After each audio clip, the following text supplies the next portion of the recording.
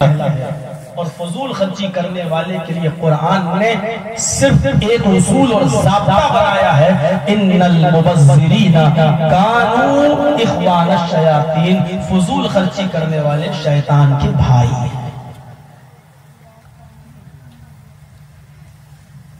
ज़हन में रखिएगा इस आयत को। अल्लाह ताला ने अपने नेक और मोमिन बंदों की और सच्चे बंदों की जब पहचान बताई है, उस पहचान में उसने एक पहचान ये भी बताई है, वल्लज़ीना इज़ा अनफ़क़ू लम युस्रिफ़ू व लम यक़्तुरू व काना बैना ज़ालिका क़वामा। अल्लाह के सच्चे बंदे, अल्लाह के नेक बंदे, अल्लाह के मोमिन बंदे वो हैं कि जब वो खर्च करते हैं, वल्लज़ीना इज़ा अनफ़क़ू लम युस्रिफ़ू व लम यक़्तुरू, जब वो खर्च करते हैं तो फजूल खर्ची नहीं करते, हद से ज्यादा नहीं बढ़ते। इसराफ, हद में रहना तो ठीक है। हमारे 3 बच्चे हैं, एक बीवी और एक हम, 5 लोगों पर मुश्तमिल हमारा घर है। अगर 250 ग्राम गोश्त में, 250 ग्राम गोश्त में या आधा किलो गोश्त में हमारा काम चल रहा है, हम मजीद आधा किलो और लाकर 1 किलो बनाते हैं, सिर्फ इसलिए कि कम ना पड़ जाए हमारे बच्चों के लिए। लेकिन आधा किलो में काम चल गया और आधा किलो हम बेकार कर रहे हैं, लास्ट में उसको फेंक रहे हैं, तो मेरे भाइयों ये भी फजूल खर्ची है। लेकिन अगर जरूरत है आधा किलो की और हम कंजूसी करके 250 ग्राम घर में ला कर दें कि हमारे बीवी और बच्चों का सही पेट न भरे, तो ये भी गलत है। इस्लाम ने इसराफ से भी मना किया है, हद से ज्यादा आगे बढ़ना, फजूल खर्ची से भी मना किया है, लेकिन तंगदस्ती से भी मना किया है। जरूरत के तहत पूरा पूरा इंतजाम न करना, इससे भी रोका है। वल्लज़ीना इज़ा अनफ़क़ू लम युस्रिफ़ू व लम यक़्तुरू व काना बैना ज़ालिका क़वामा। न तो हद से आगे बढ़ते हैं, न इसराफ करते हैं, न फजूल खर्ची करते हैं, वलम यक़्तुरू, और न ही बखीली करते हैं। और इसकी जीती जागती एक मिसाल देता हूं। अल्लाह के नबी के पास एक औरत आई और कहती, अल्लाह के रसूल, मेरे शौहर मुझे और अपने बच्चों पर उतना खर्च नहीं करते जितना देना चाहिए। उनका हाथ बंधा रहता है, खुलता नहीं है, जरूरत इतनी होती है और वो देते हैं इतना जिसमें हम अपने बच्चों की और अपनी जरूरत को पूरा नहीं कर पाते। फिर उस औरत ने जो मसला पूछा, उस मसले पर गौर कीजिए। अय अल्लाह के रसूल, क्या मैं अपने शौहर की इजाजत के बगैर, आज का ये मसला अगर औरतें सुन लेंगी तो बहुत खुश हो जाएंगी। अल्लाह के नबी ने से उस औरत ने कहा कि अल्लाह के रसूल, अगर मेरा शौहर मुझको पूरा खर्च नहीं दे, बच्चों का पूरा खर्च नहीं दे, तो क्या मैं अपने शौहर की पॉकेट से, क्या मैं अपने शौहर की जेब से उतना खर्च निकाल सकती हूँ जरूरत के मुताबिक, जो मुझे और मेरे बच्चों के लिए पूरा हो जाए और मेरे शौहर को इसका पता भी ना हो, यानी बिना बताए, बगैर उसको बताए। हम लोग इसको चोरी कहेंगे।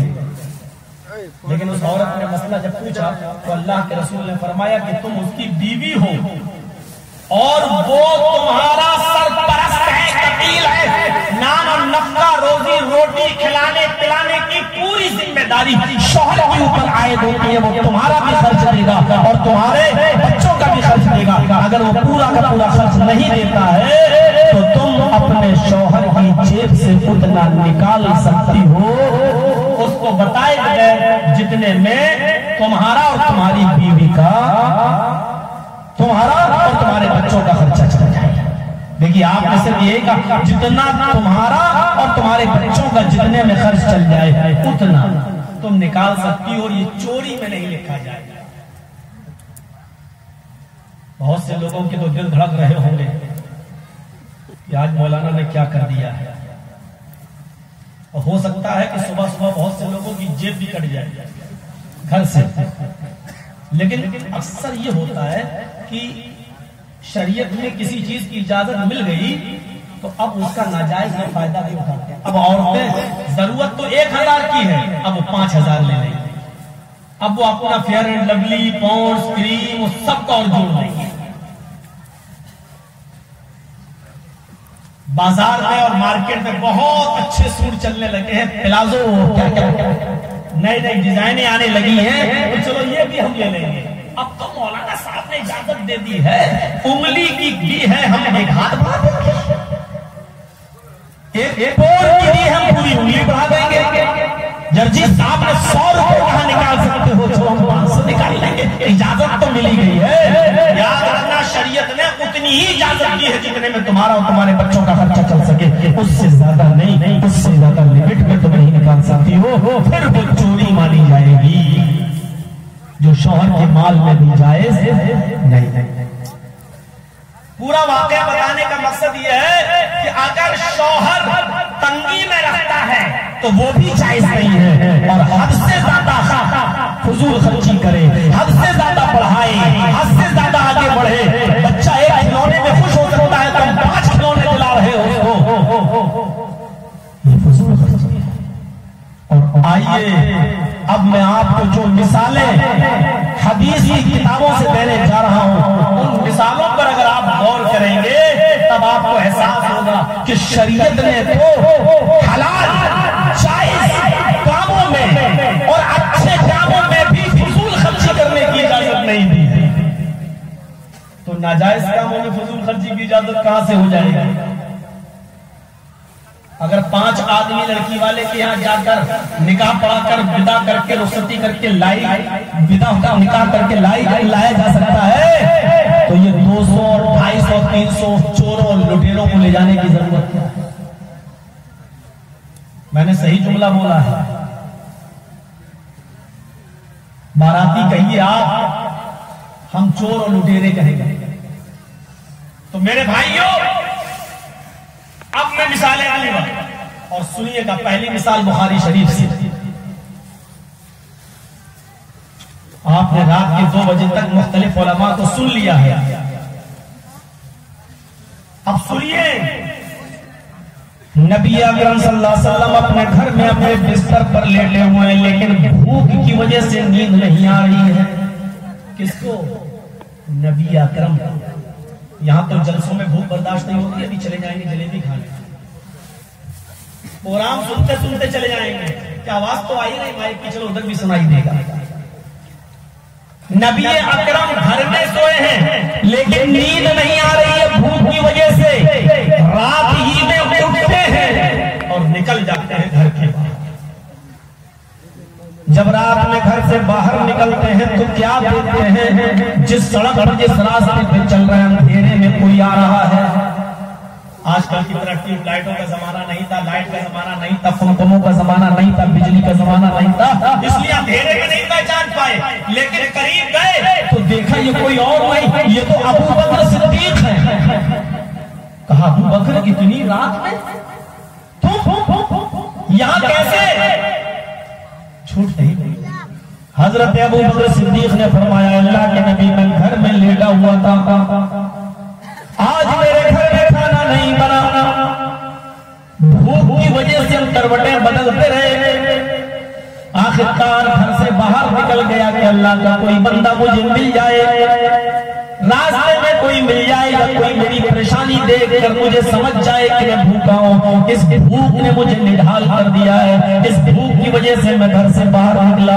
अल्लाह के नबी फरमाते हैं, अबू बकर, वल्लाह, अल्लाह की कसम, मुझे भी भूख नहीं घर से बाहर निकाला है। अंदाजा लगा, कायनात का सबसे बड़ा इमाम, जिसके लिए आसमान से जिब्रील आए हो, फरमाया कि अल्लाह ने कहा है, ऐ मोहम्मद, अगर आप कहें तो हम आपके लिए इस बहुत पहाड़ को सोने का पहाड़ बना दे, जहां आप चले ये पहाड़ आपके साथ चले, जहां आप रुके पहाड़ रुक जाए। ये सोने के पहाड़ को बनाकर आपको उसका मालिक बना दे, लेकिन मालिक नहीं बनना है, मैं तो इस दुनिया में जन्नत का मालिक बनने के लिए आया हूँ, ऐसे अमल करने के लिए आया हूँ जो मुझे जन्नत का हकदार बना दे, जन्नत का मालिक बना दे। उस नबी की नींद का आलम, भूख का आलम ये है कि उसको घर में खाने के लिए कुछ नहीं है। चलिए अबू बकर, तुम भी भूखे, हम भी भूखे, चलो आगे चलते हैं, शायद अल्लाह को इंतजाम करे। अब दोनों लोग चल रहे साथ, एक और शख्स रास्ते में चला रहा है, दूर से पहचान में नहीं आया, उसके करीब गए तो देखा उमर फारूक रज़ी अल्लाह तआला अन्हु। पूछा उमर तुम कैसे निकले? हजरत उमर ने भी सेम वही जवाब दिया, अय अबू बकर, अय अल्लाह के रसूल, मुझे भूख की वजह से घर से बाहर निकलना पड़ा, घर में खाने को कुछ नहीं। अबू बकर सिद्दीक ने कहा कि मैं भी भूख की वजह से निकला। अल्लाह के रसूल ने कहा मेरा भी वही हाल है।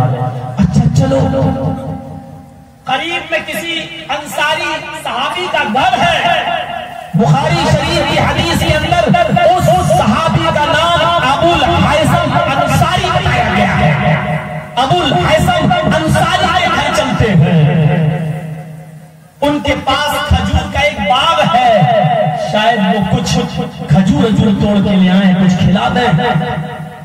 रात की तारीकी में, रात के अंधेरे में दरवाजे को दस्तक दी, अबुल हैसम अंसारी के मकान पे पहुंचे, दरवाजे को दस्तक दी। अबुल हैसम अंसारी रात में उठे, इतनी रात में कौन आ सकता है? ईशा की नमाज के बाद तो दरवाजा बंद करके सोने का हुक्म है।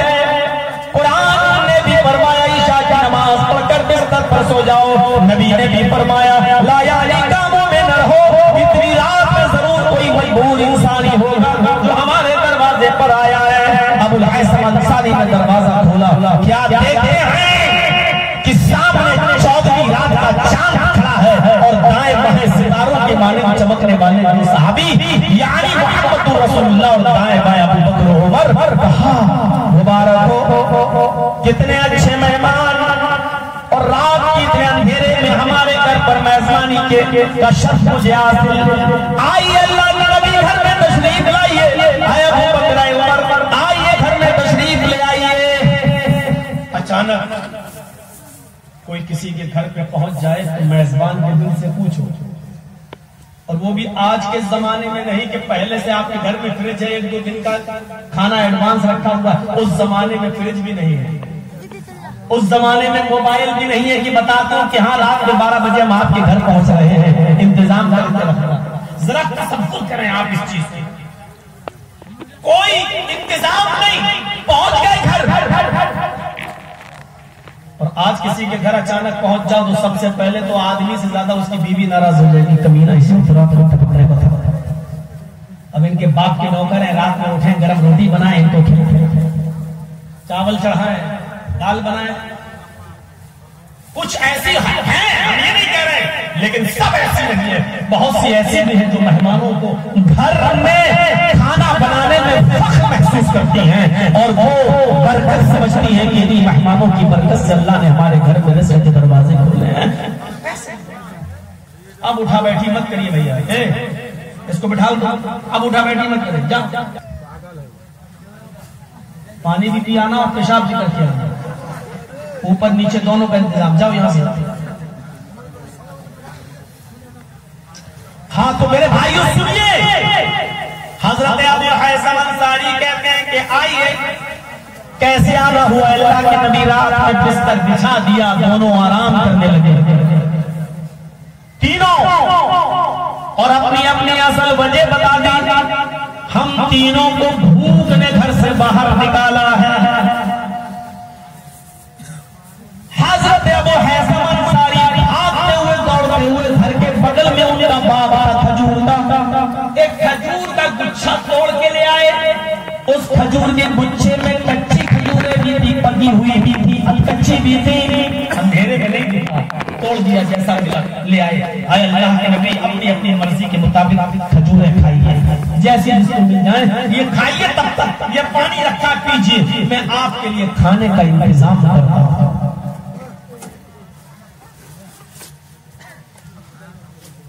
गए और एक बकरी निकाली अबू हैसम ने,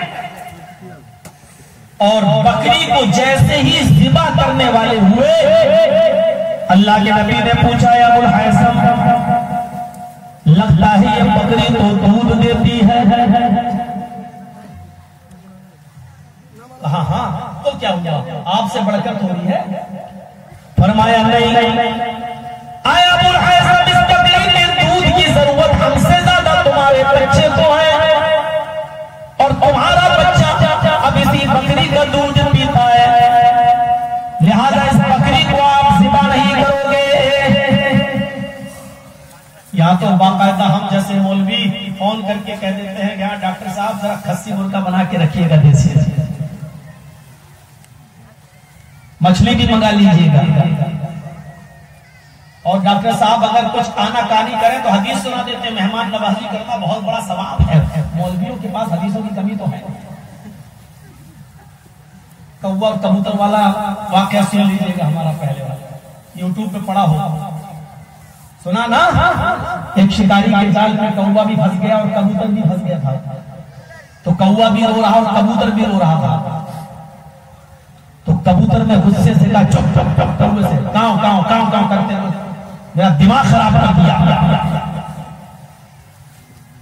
तो कौवा बोला कि तू भी तो बुडर बुडर करते करते मेरा दिमाग खराब कर दिया, हम रो रहे हैं तू भी तो रो रहा है।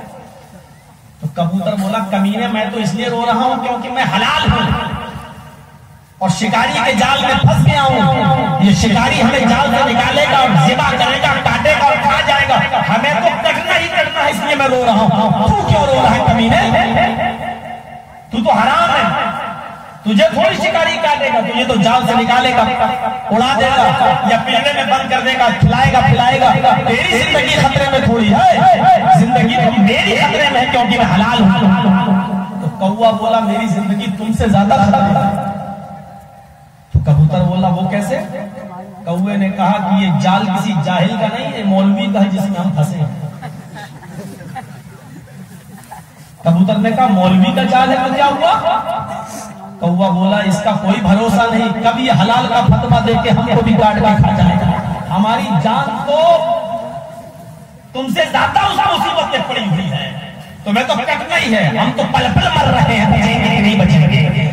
ये मौलवी है, पता नहीं कब हलाल का फतवा दे, ये कहते कि हलाल खराब है, कौवा खा सकते हैं, ये तो कब हलाल का फतवा देके हमको भी काट के फतवा दे देगी कि कौवा भी हलाल। मेरे भाइयों, तो मौलवी से कोई नहीं बच पाता है। तो अंदाजा लगाइएगा, अल्लाह के नबी ने मना कर दिया, अबुल हैसम अभी तुम इस बकरी को नहीं ज़िबा करोगे। अबुल हैसम ने कहा, ठीक है नहीं करूंगा, लेकिन मेरे पास एक बकरी का बच्चा नहीं, 1 साल का इसका बच्चा भी है, 1 साल का इस बकरी का नर बच्चा बकरा भी मौजूद है, मैं उसको ज़िबा कर देता हूँ।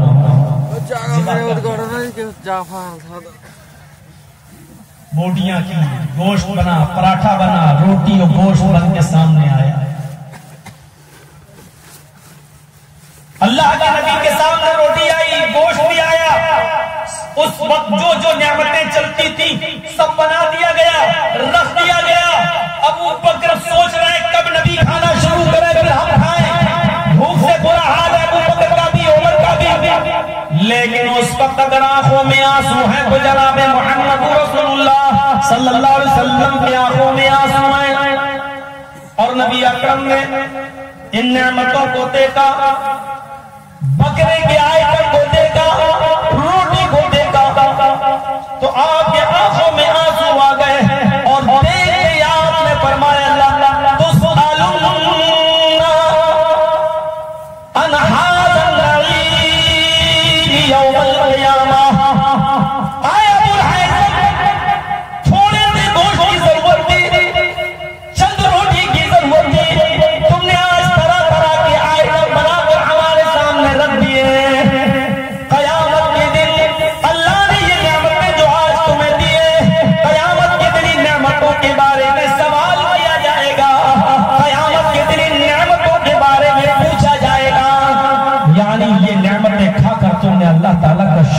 किया या नहीं किया। मेरे भाइयों, हजरत आयशा सिद्दीका फरमाती है, मा मिन अब्दिन यशरबुल माअल कराहा इल्ला बिगैरि अज़न फजब शुक्र। हजरत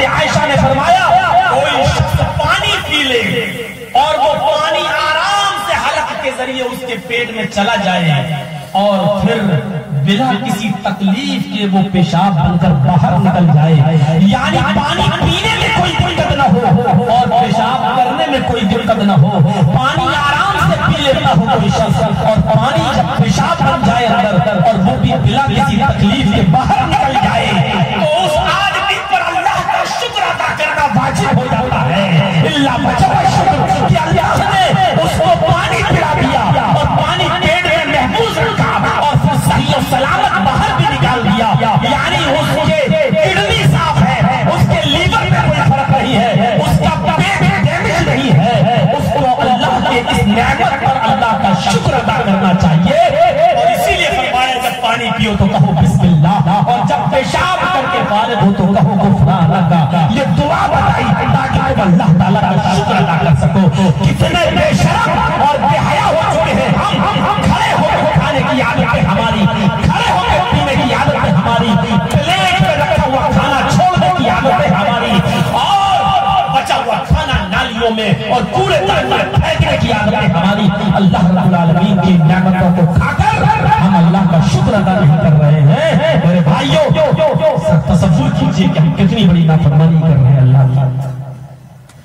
उसके बाद अल्लाह के नबी सल्लल्लाहु अलैहि वसल्लम ने एक रोटी ली, अल्लाह की कसम मौलाना जर्जीस को उस रोटी का साइज नहीं मालूम, बुखारी की हदीस में खुब्ज़ुन का लफ्ज़ मौजूद है। एक रोटी किसी इलाके में रोटी छोटी बनती है, किसी इलाके में बड़ी बनती है।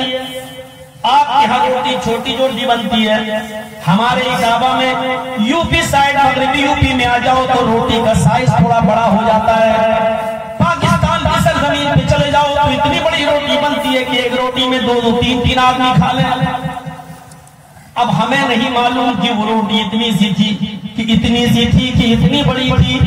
हदीस की किताब में खुब्ज़ुन का लफ्ज़ आता है कि एक रोटी ली और उस रोटी के ऊपर अल्लाह के नबी ने गोश्त की 2 बोटियां रखी, बस गोश्त की 2 बोटियां रखी और उनको मोड़ दिया और अबुल हैसम से कहा, अबुल हैसम ये पकड़ो और इसको मेरी बेटी फातिमा को दे दो, जाओ मेरे घर में मेरी बेटी फातिमा को पहुंचा दो।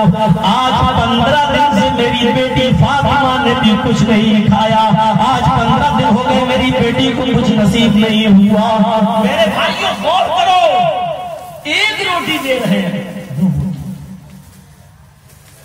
अबुल हैसम अंदर जाते हैं, उनकी बीवी कहती है एक रोटी नबी ने दी तो तुम एक रोटी लेके जाने लगे, शर्म नहीं आ रही? 15 दिन से नबी की बेटी ने कुछ नहीं खाया, इधर लाओ। उन्होंने 2-3 रोटियां रख दी और पूरा का पूरा टिफिन भर दिया गोश्त का और कहा जाओ दे दो ताकि आज तो कम से कम वो पेट भर के खा ले।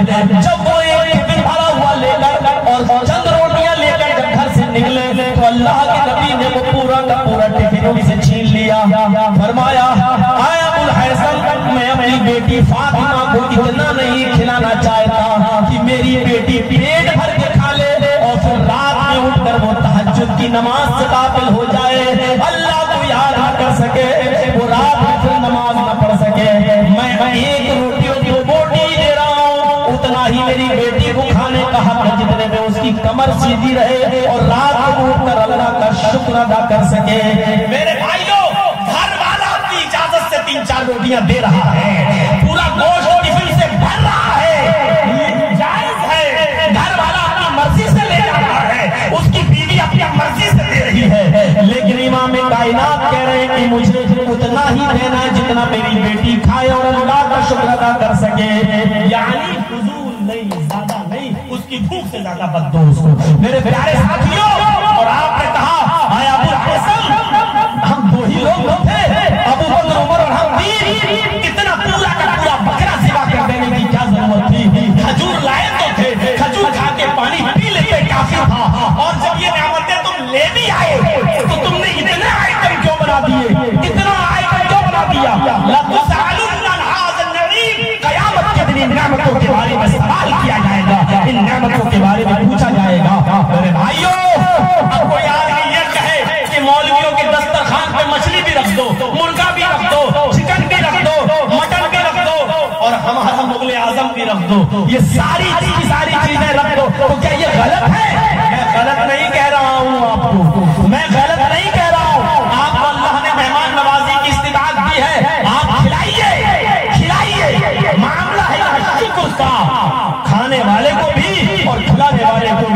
की नेमतों पर अल्लाह का शुक्र अदा करना चाहिए। अल्लाह के नबी ने खाया लेकिन अल्लाह का शुक्र अदा किया और क्या कहा कि इन नेमतों के बारे में सवाल होगा कि इन नेमतों को तुमने खाकर अल्लाह का शुक्र अदा किया या नहीं किया। एक बेटी देके भी आजमाता है, 4 बेटियां देके भी आजमाता है, पैसा देके भी आजमाता है, पैसा छीन के भी आजमाता है, गरीब बनाकर भी आजमाता है, अमीर बनाकर भी आजमाता है। नबी आदम का रात को भूखा उठना, अबू बकर का रात को भूखा घर से निकलना, उमर फारूक का रात की तारीकी में भूख से बेचैन होकर निकलना और अबू फैसल का मेहमान नवाजी करना और उस मौके पर अल्लाह के रसूल का ये कहना कि इन नेमतों के बारे में सवाल होगा। हमें इशारा मिल रहा है कि किसी भी चीज की ज्यादती जायज नहीं है। जितने में काम चल सकता है उतने में काम चलाओ, ज्यादती किसी चीज की फजूल खर्च मत करो।